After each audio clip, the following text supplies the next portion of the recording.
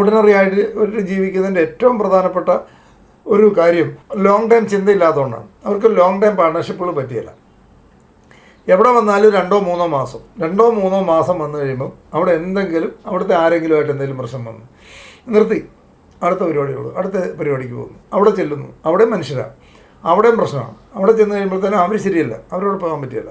അല്ല, ഒരു വർഷം നിന്നു, ഒരു വർഷം കഴിയുമ്പോഴത്തേനും അവിടെ നിന്ന് അടിച്ച് പിരിഞ്ഞു പോലും. എനിക്കറിയാവുന്ന എത്രയോ ആൾക്കാർ ഓരോ സ്ഥാപനങ്ങൾ ജോലിക്കാന്നൊക്കെ പറഞ്ഞു പോകും, നല്ല ജോലിയാണ് അവർ. പക്ഷേ അവിടെ ചെന്ന് കഴിയുമ്പോൾ കുറച്ച് കാലം കഴിയുമ്പോഴത്തേനും അവർക്കൊരു മടിപ്പ് എന്ന് പറയുന്നത്, മടിപ്പ് കാരണമൊന്നുമില്ല, ചുമ്മാ മടിപ്പ്. അന്നേരം അതിന് അവർ ഇറിറ്റേറ്റ് ചെയ്തുകൊണ്ട് അവർക്ക് പോകണം. അവരുടെ ബ്രെയിൻ ഒട്ടും കംഫർട്ടബിൾ അല്ല. അന്നേരം നമ്മുടെ ബ്രെയിനിൻ്റെ ഒരു സാധനം ഒരു വലിയൊരു പ്രശ്നമാണ്. നമ്മളറിയാതെ നമ്മളെ വലിച്ചുകൊണ്ട് പോകും. അതായത് നമ്മുടെ ബ്രെയിൻ എപ്പോഴും എന്താ ചെയ്യുന്നറിയോ, നമ്മുടെ വിചാരം നമുക്ക് വിജയിക്കണം എന്ന് ആഗ്രഹമുണ്ട്, പക്ഷെ നമ്മുടെ ബ്രെയിനിന് ഒരിക്കലും താല്പര്യമില്ലാത്തൊരു സാധനമാണ് നമ്മുടെ ബ്രെയിൻ വർക്ക് ചെയ്യുന്നത് എങ്ങനെയാണെന്നറിയോ. നമ്മുടെ ബ്രെയിനിന് ഏറ്റവും എമർജൻസി വർക്ക് മാത്രമാണ് നമ്മുടെ ബ്രെയിൻ ചെയ്തുകൊണ്ടിരിക്കുന്നത്.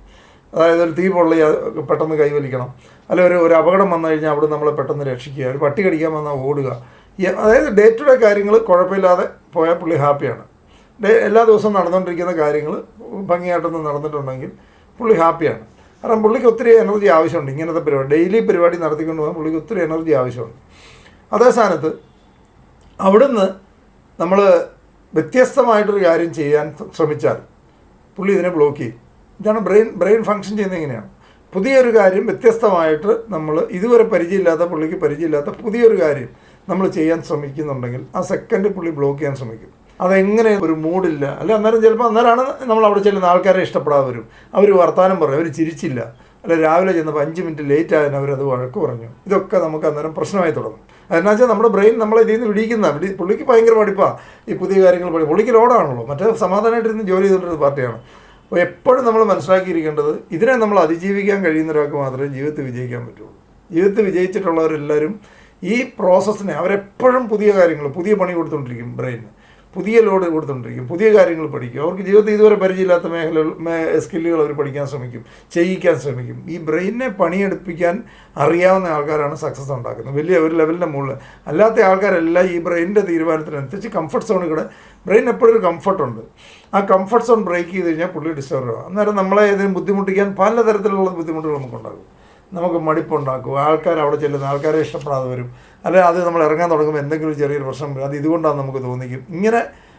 അപ്പോൾ അതുകൊണ്ട് നമ്മളൊരിക്കലും ഡിസപ്പോയിൻമെൻറ്റ് എന്ന് പറഞ്ഞൊരു സാധനം ജീവിതത്തിൽ ഉണ്ടാവരുത്. നമ്മളെപ്പോഴും ഇതിൻ്റെ പോസിറ്റീവ് എപ്പോഴും കാര്യങ്ങൾ കണ്ടുകൊണ്ടിരിക്കുക. പല ആൾക്കാരും ഒക്കെ ഞാൻ ഏറ്റവും സിമ്പിളായിട്ടൊരു കാര്യം കൂടെ പറഞ്ഞു നിർത്തുക. അതായത് നമുക്ക് ജീവിതത്തിൽ രക്ഷപ്പെടാനായിട്ട് ധാരാളം ആൾക്കാർ കണക്ക് എഴുതുന്നവരുണ്ട്, അല്ലേ?